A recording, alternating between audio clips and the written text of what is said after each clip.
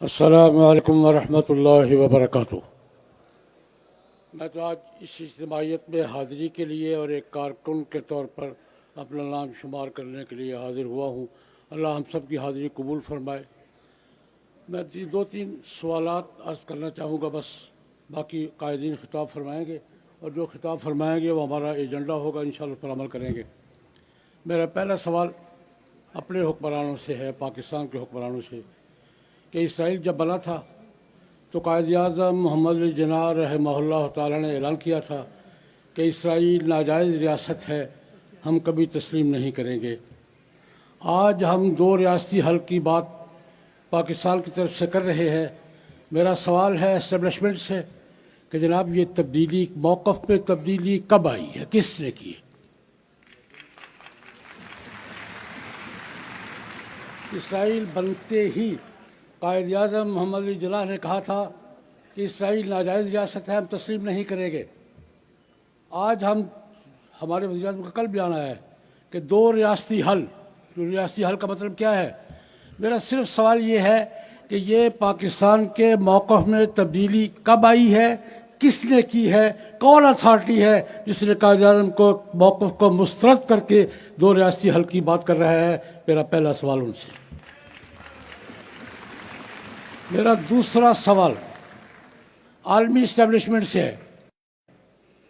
سن 47 میں یہ دو ریاستی والوں سے، پہلا تو میں نے اپنے حکمرانوں سے کیا ہے، دوسرا سوال میرا دو ریاستی حل والوں سے ہے۔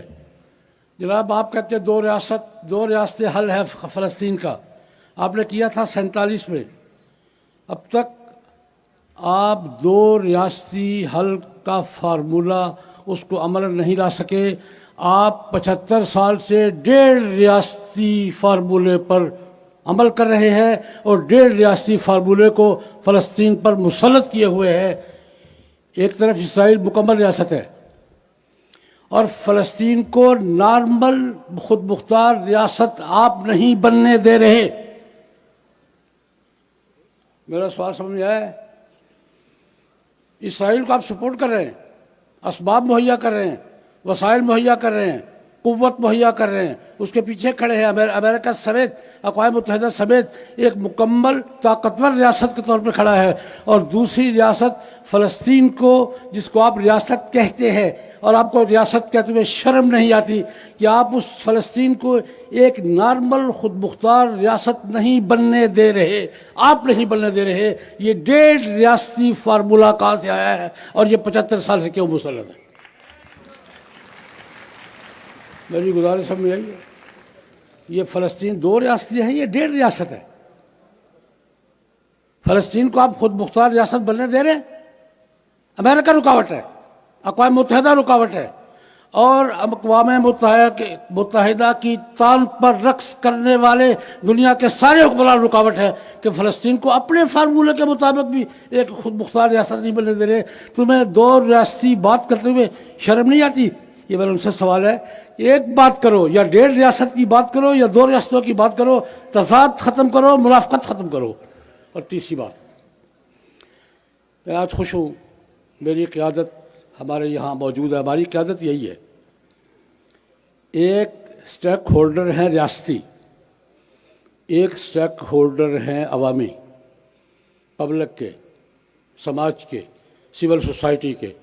حضرت مولانا مفتی تقی عثمانی صاحب، حضرت مولانا فضل الرحمان صاحب، حضرت مولانا مفتی منیب الرحمان صاحب، حضرت مولانا ساجد میر صاحب، اور یہ ہمارے قابلی ہمارے سٹیک ہولڈرز ہیں پبلک کے۔ میری ان سے درخواست ہے کہ یہ ہمیں کبھی کبھی اکٹھے نہیں ہونا چاہیے، قومی مسائل پہ اکٹھے رہنا چاہیے۔ میری گزارش ٹھیک ہے؟ کبھی کبھی ہم اکٹھے ہو جاتے ہیں کسی ایشو پر۔ میری گزارش یہ ہے، ہاتھ جوڑ کر گزارش ہے کہ قومی مسائل پر اس وقت عالم اسلام کے مسائل، ملت اسلامیہ کے مسائل، قوم کے مسائل ہم سے اکٹھے ہونے کا تقاضا نہیں کر رہے، اکٹھے رہنے کا تقاضا کر رہے ہیں، اور آنے والے الیکشن کا سب سے بڑا تقاضا یہ ہے۔ اللہ پاک ہمیں صحیح رخ پہ چلتے رہنے کی توفیق عطا فرمائے۔ وآخر دعوانا